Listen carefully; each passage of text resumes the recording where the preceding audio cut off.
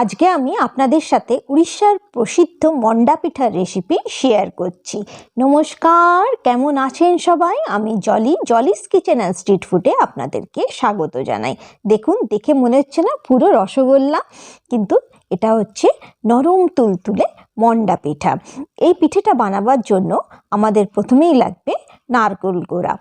আমি এই রকম দুটো মালা কুড়ে নিয়েছি নারকেলের। তারপরে আমার যেটা লাগবে সেটা হচ্ছে গুড়। আমি এখানে পাটালি গুড়ের ব্যবহার করেছি, আপনারা এমনি আখের গুড়ের ব্যবহারও করতে পারেন।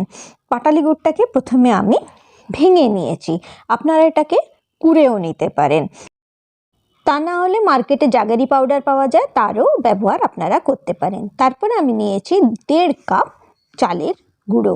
আমি বাজার থেকেই চালের গুঁড়ো কিনে এনেছি, সেই চালেরই গুঁড়ো আমি ব্যবহার করছি। আপনারা যে কোনো একটা কাপ নিয়ে নেবেন, সেই কাপের মাপ করে পিঠেটা বানাবেন। এরপরে আমি নারকেলের পুরটা বানিয়ে নিই। নারকেলের পুর বানাবার জন্য আমি কড়াই বসিয়ে দিচ্ছি গ্যাসে, অল্প জল নিয়েছি, তারপরে আমি এর মধ্যে গুড়টা দিয়ে দিচ্ছি। এখানে নারকেলটাকে পাক দিতে হবে, তবে বেশি পাক দেবেন না, যেমন নাড়ু করতে হয় ওরকম পাক দেবার নেই, অল্প পাক দিলেই হবে। আমাদের এখানে যারা বানান তারা পাকও দেন না, তারা নারকেল আর গুড়টাকে দুটোকে অল্প হাতে করে চটকে মিশিয়ে নেন, মিশিয়েও আপনারা এই পিঠেটা করতে পারেন। কিন্তু পাক দিলে খেতে খুব সুন্দর হয় পিঠেটা। দেখুন, এখানে গুড়টা ফুটে উঠেছে, ঠিক সেই সময় আমি এর মধ্যে নারকেলটা দিয়ে দিচ্ছি। যতক্ষণ না জলটা কমে যাচ্ছে ততক্ষণ আমি পাক দেবো। অল্প জল কমে গেলেই আমি নারকেলটা নাবিয়ে নেব। আপনারা এটা চিনি দিয়েও করতে পারেন। চিনি দিয়ে করলেন আপনারা এর মধ্যে একটু এলাচের গুঁড়ো দেবেন। যেহেতু আমি পাটালি গুড় দিয়ে করছি, সেই জন্য আমি এলাচের গুঁড়োর ব্যবহার করছি না। কেন, এলাচের গুঁড়োর ব্যবহারটা করলে পাটালি গুড়ের যে নিজস্ব যে গন্ধটা থাকে সেটা নষ্ট হয়ে যাবে। এখানে আমার নারকেলের মধ্যে থেকে যে রস বেরিয়েছিল সব শুকিয়ে গেছে, নারকেলের পুরটা তৈরি হয়ে গেছে। এখন আমি গ্যাসটাকে বন্ধ করে দেব, বন্ধ করে এটাকে ঠান্ডা করতে পাশে রেখে দেব। তারপর আবার আমি গ্যাস অন করে একটা কড়াই চাপিয়ে দিয়েছি।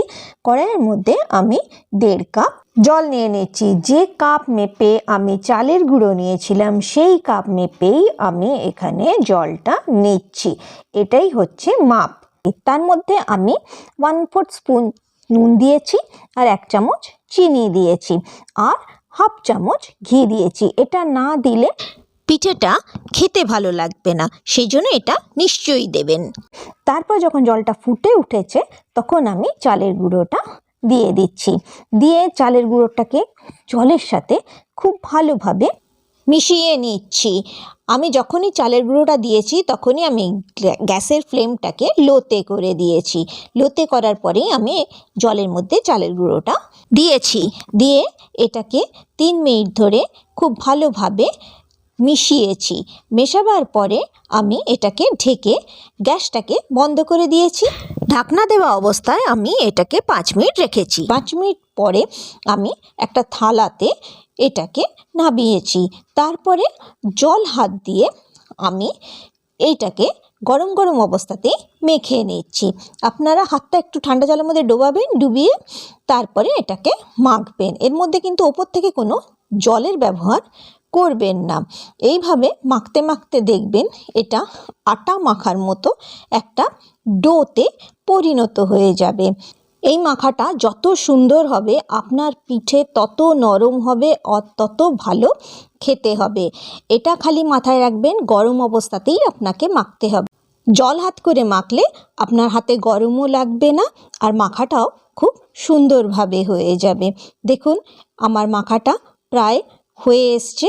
এটা পুরো একটা রুটির ডোয়ের মতো হয়ে গেছে। এখন আমি এর মধ্যে থেকে লেচি কেটে নেব।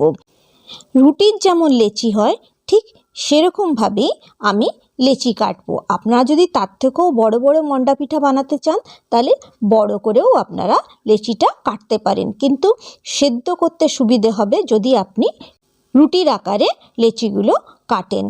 দেখুন, আমি এখানে রুটির আকারে লেচিগুলো কেটে নিচ্ছি। এই পিঠেটা উড়িষ্যার একটি প্রসিদ্ধ পিঠে।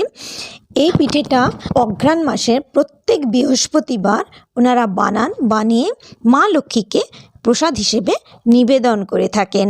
দেখুন, আমি লেচিগুলো কেটে নিয়েছি। কাটার পরে আমি লেচিগুলোকে বাটির মতো আকার দিচ্ছি।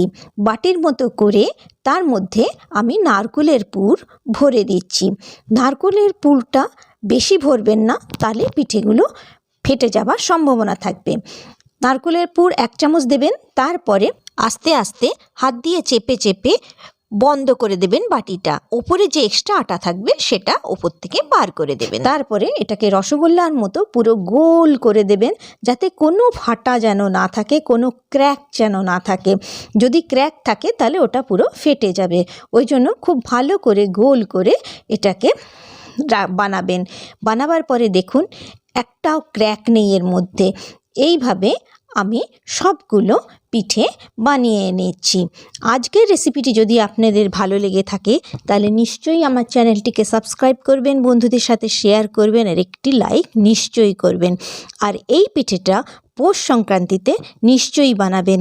এটা খেতেও খুব সুন্দর হয় আর বানাতেও খুব সহজ। এইভাবে আমি সমস্ত পিঠেগুলো বানিয়ে নিচ্ছি।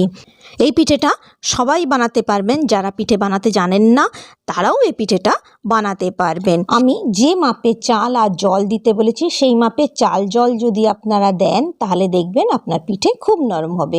এরপরে আমি গ্যাসের মধ্যে একটা হাঁড়ি বসিয়ে দিয়েছি, তার মধ্যে আমি অল্প জল দিয়েছি। জল যখন ফুটে উঠবে তখন আমি এর মধ্যে সেদ্ধ করব। আমি সেদ্ধ করার জন্য ইডলির ছাঁচ ব্যবহার করছি।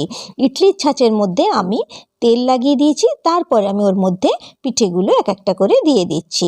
আপনাদের কাছে যদি ইডলির ছাঁচ না থাকে তাহলে আপনারা হাঁড়ির ওপরে একটা কাপড় বেঁধে দিতে পারেন, সাদা কাপড়।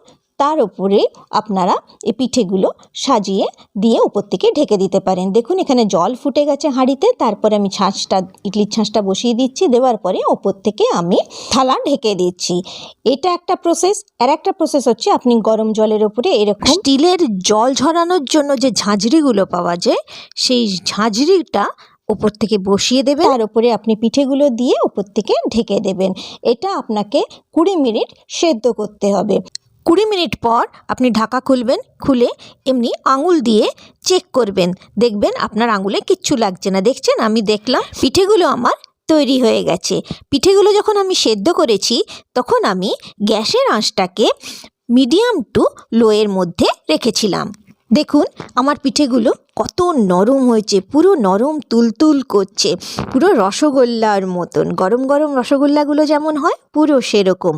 আর এই পিঠেটা খেতেও খুব সুস্বাদু হয়। আর এটাকে আপনি 2 দিন পরেও যদি খান তাহলেও এটা এই রকমই নরম থাকবে, এটা একটুও শক্ত হবে না।